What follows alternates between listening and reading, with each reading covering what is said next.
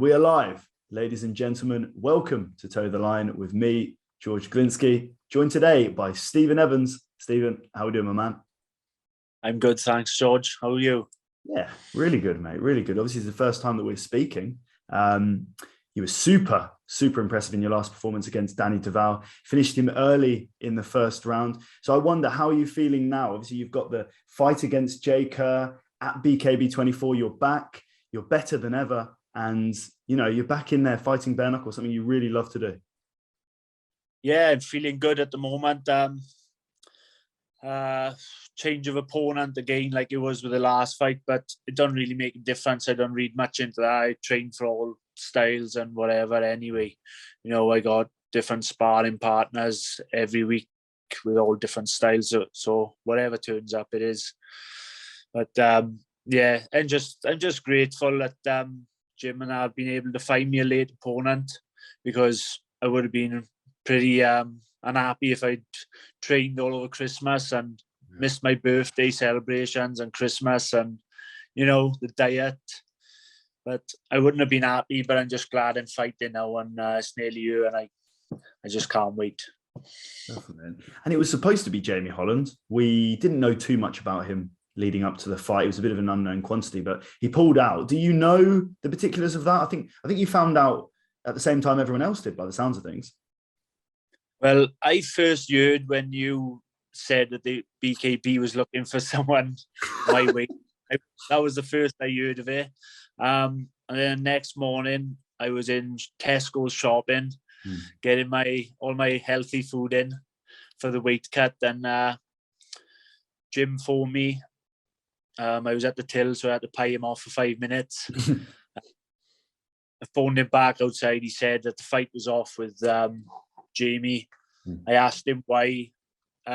Someone told him that he's been remanded in prison for fighting over Christmas or something a bit random. Yeah. But yeah, so he had this other opponent. He asked me what I think. He sent me some footage.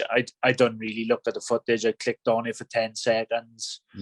See the guy with his hands by his side, thinking he was Prince Nazim, and I just turned it off. Like, no, it didn't impress me in the slightest. Do you do that often? Do you tend not to watch your opponents? Is that your common lead up to the fight? Yeah, I done the same with Duval. No, I had footage of Duval sent to me. I looked at it for about 10 seconds. I just sent it over to Gav. He had a look at it. He said, so just take it. I watched it for about 10 seconds. I turned it off. I don't like to try and read too much into it. No, I know these boys are game. They wouldn't be in the sport otherwise. No, they train hard.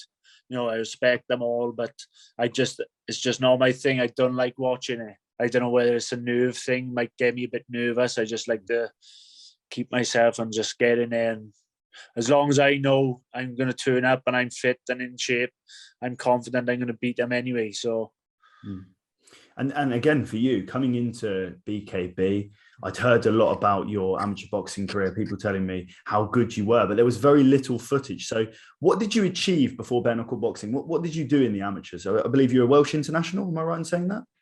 No, I did box on a Wales select team a few years ago. I went out to Ireland, my last amateur fight in a tournament in the Celtic Box Cup. I lost the dodgy split in the semis. You know, I boxed on and off for 25, maybe 26 years now, since I was 13 years old. You know, I've had a few problems in between, few gaps, few years here and there. But I've always been back. I've always been around boxing my whole life, and you know, I think I had about 20 odd amateur schoolboy fighting the ABAs every year. You know, I never actually won it, but you know, I was always mixing it with the best boys in the country. So, you know, it pays a lot, and boxed in 3 or 4 ABA semis, seniors. Lost fairly in 1 or 2, and maybe got a wrong rub of the green in the other 2, where I should have thought I won. But you know, like you said, I I don't take nothing from a loss. I just think it's a bit of a learning curve for me, and I've never let it beat me in the gym. Like, I keep coming back. You know, I love it. It's what you got to do, innit? Take a loss on the chin, and you just keep moving forward. Definitely. So what made you want to do bare knuckle boxing then? Obviously, you have that credentialed background, you can box beautifully, and the amateur style does really suit the bare knuckle style well. So what was it ultimately that pushed you over the line to sign for BKB? Well, it was lockdown mostly. I was due to fight in the Welsh Amateur Championships on I think it was the March or the end of the March 2020. That got cancelled. Everyone's in lockdown. I'm not getting no younger. I just wanted to keep fighting for as long as possible. I didn't want to be having 2 years out like the amateurs have had to have. I wanted to keep in the gym, and so I did message BKB a few times because I didn't have a lot of footage. I don't think he was too keen. Kept on to him, and then my big mate Enzo Martinelli, I think he might have pulled him to one side and had a word with him, said, look, sign him up or I'm going to come up and drop you. But, so he said, yeah, let's sign him up. And no, I kind of went from it. I think Enzo more or less got my foot in the door with him. I sent him some more footage. He was happy with it, and we just went from there. Like, how do you know Enzo, out of interest? Just through boxing over the years, and obviously he shared a stable with my good mate Liam Williams down with Guy Lockett, and and I used to go down to his gym sparring with his amateurs, and he's a nice guy, and he've always made me welcome down his gym for sparring. And my last fight, actually, before I finished, where I was supposed to fight one of his boys that I used to spar in the Welsh semis, but I'm kind of glad I swerved that. Actually, the big old lump, and he can fight a bit as well. Yeah. Definitely. I mean, so, the debut, it was so impressive. We didn't know too much about you. You got Danny DeVal out there really quickly. Is that what you expected? Do you expect it to go a bit longer? It was like 35, 40 seconds. I mean, you finished him early. Yeah. I don't know. I just, in my head, I want to take my time and just get the jab going a bit. But as soon as I hit him, he made this like weird noise, like I could tell he was hurt. So I thought, and I rushed a bit. I should have took my time, so I could have got caught. And I was just lounging in, and I knew he was ready to go. So I just thought that, save getting busted up myself, just get rid of him now early, and hopefully have no injuries. I thought I was all right. It must have been adrenaline after it, but my hand was in a bad way. I couldn't punch for 7 weeks. So yeah, it's only just more or less getting better. I've been using really big gloves for training and extra padding, but it's feeling good at the moment. So it's ready to get broken again now, Saturday. Did you have problems at all with your hands? A lot of boxers do, obviously. I've never had problems with my hands. I've always kind of looked after them, wrapped them well. Big gloves. I'm never stupid with my hands. But no, considering the amount of fights I've had over the years, I've never really had any bad injuries with my hands. It's my nose that normally gets busted, nothing else. Need to start learn to move my head a bit more. But you can't teach old dog new tricks, can you? No. Well, you say that, you look at the likes of Daniel Podmore, loads of people, getting into their late 30s and improving massively. But yeah, as I say, you really impressed me, and I think you impressed a lot of people in BKB. I was excited, I'll be honest. I was saying on Twitter, this is the big, the unknown quantity coming in, and a lot was said about you. But when we saw you fight, it was really, really impressive. So on that fight, as I say, you can't spar bare knuckle. It's difficult to get to know the dynamic, the space, the range. So what did you learn from, that 40 seconds? You will have learned something. What did you learn from that fight against Danny DeVal? I don't know. Well, like with this training and stuff, I see a lot of people that I follow from BKB, and they train, and I see them hitting their pads with no gloves on and stuff. And I just think I don't agree with that. I don't know why risking and damaging their hands. If they're going to just damage them, make sure it's in the fight and not in training leading up to it. So I never like punched pads or bags with no gloves, and I always look after my hands. If they're going to go in the fight, that's where I want them to go, not in anywhere else. But in terms of learning something different, I don't know.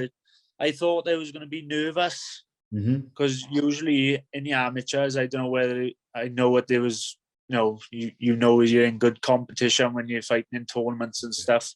I think I have a little bit of nerves, but I didn't seem to have any nerves. And Gav was quite surprised that he's like, "You must be nervous." I said, "Well, I'm not. I don't know what it is. I just don't feel nervous at all." And I don't know what it was. I didn't feel no nerves.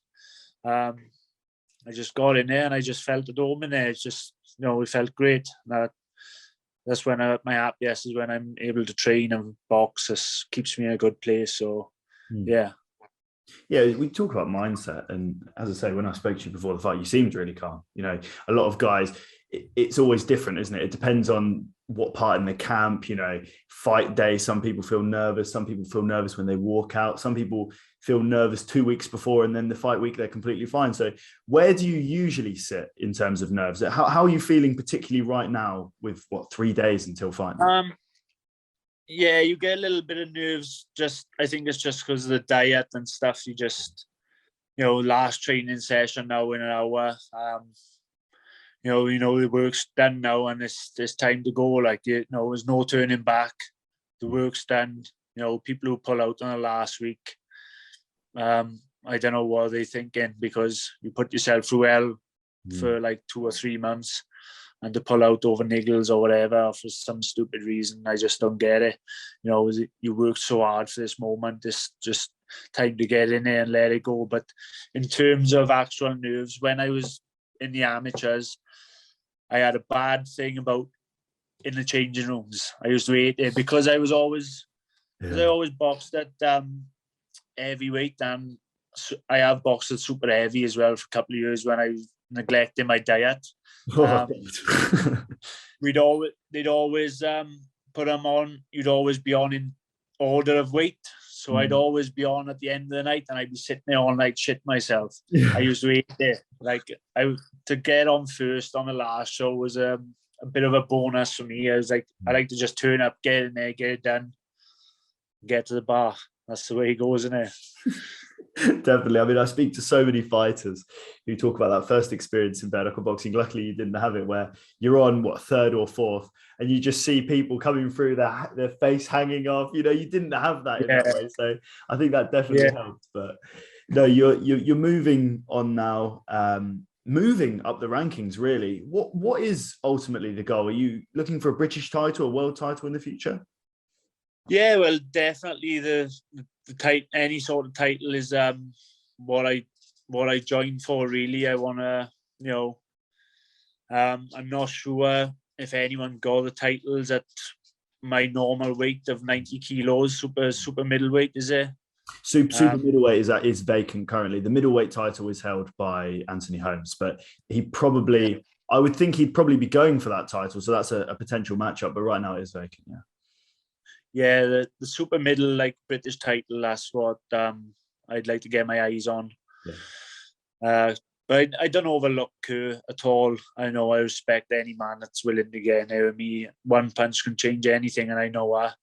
But the goals going forward would be to fight for the British title next, and just take one fight at a time. Really, I don't want to look too far because of injuries and my age. I could have a bad injury now, and you could never see me again. It's one of them.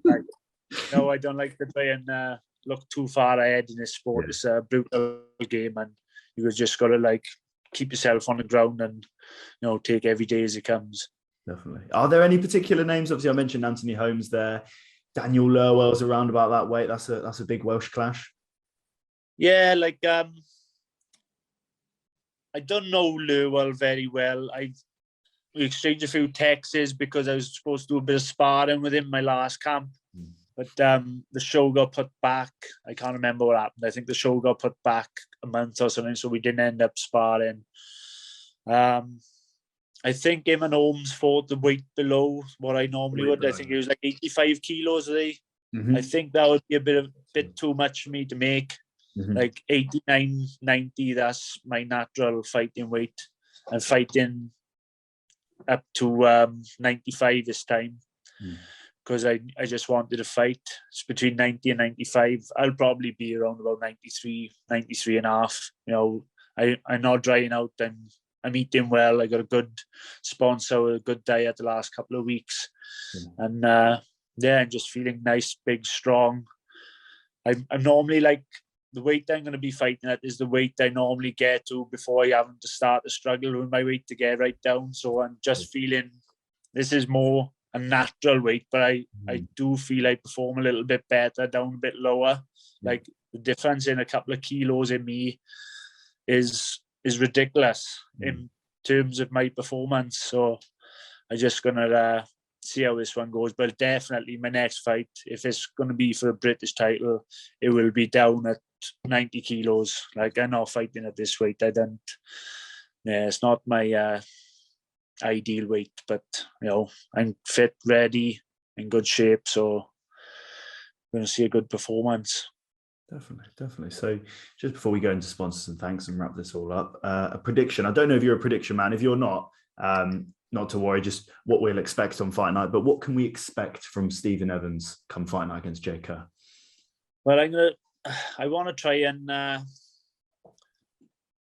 stick to a bit of a plan again this time and not go rushing in, guns blazing like I did against Duval. I think there was a different kind of hatred for him because I heard he was talking a lot of shit about me on social media.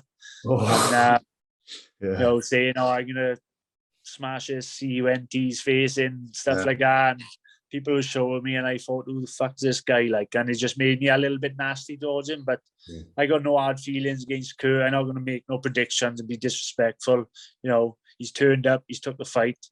You know, just whatever happens like. But definitely going to say I'm going to win. But in terms of predictions, I don't know, the 2-minute rounds, you know, they can go fast or slow. It depends how it starts, doesn't it? Definitely. I mean, it's such an unpredictable sport. You'll come in as the favourite. I think there aren't any betting lines anymore, but I would probably say at least a moderate favourite. So it's looking to be a really exciting fight. Hopefully this fight gets you onto a British title. I should think it will. But so finally, sponsors and thanks. Who have we got to thank? I got a few sponsors like Athlete Kitchen who sorted my diet out for me the last few weeks. Jackson Jones, M&P, Julian Huntley, SLN, Surfsin, Scott Nicholas, LBH, Jason Cox, KLS, Surfsin, Carl Langmead, Dargen Contractors, Taylor Darby, and BKB.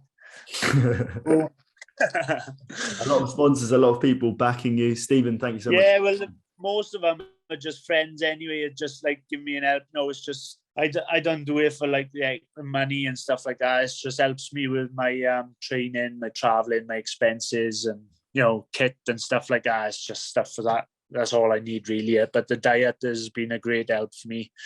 I've had to have that extra half hour in bed where I'd normally be up cooking in the morning before work and training. So I just chuck them in the microwave now and way to go. Like. Definitely. Well, listen, mate, I really appreciate it, especially that you've just woken up. You're on night shifts at the moment, so pretty rough. But really appreciate it, mate. And I'll see you on Saturday. Yeah, well, I've just got up. I got to go straight in the van now and head over to Newbridge training, which is an hour drive. Hour in the gym, hour back, and then back to work. So probably when you're a few days. Well, listen, man, I really appreciate it. Really do. And I'll speak to you soon. Yeah, no worries. It's a pleasure, mate. I'll speak to you soon.